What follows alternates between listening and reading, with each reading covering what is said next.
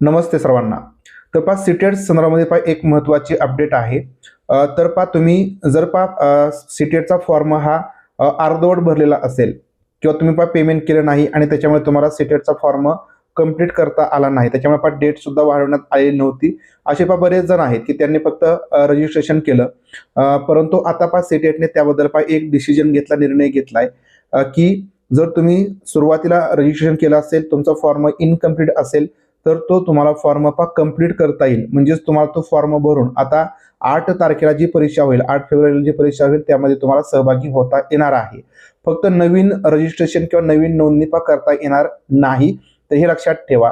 तर यासाठी तुम्हाला 27 तारखेपासून सकाळी 11 वाजता ते 30 तारखेपर्यंत ही मुदत असेल. या मुदतीमध्ये ज्यांनी रजिस्ट्रेशन केलेलं आहे, पेमेंट तुमचं बाकी असेल, त्यांनी आपला फॉर्म पूर्ण भरायचा आहे आणि पेमेंट करून टाकायचं आहे. आता उद्या 26 तारीख आहे, हे 27 तारखेपासून सुरू होणार आहे. त्याच्यामुळे तुम्हाला एक दिवस वेट करावा लागेल. तोपर्यंत या ठिकाणी हा जो व्हिडिओ आहे तो व्हिडिओ शेअर करा. कारण बरेच जण या ठिकाणी आपले बांधव आहेत की त्यांना सीटेटचा फॉर्म कंप्लीट करता नाही आला आणि त्याच्यामुळे परीक्षेपासून ते वंचित राहत होते.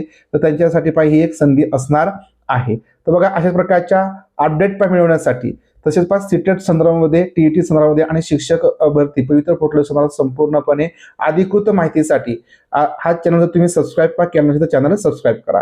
भेटूया पुढील व्हिडिओमधून. तोपर्यंत सर्वांना धन्यवाद.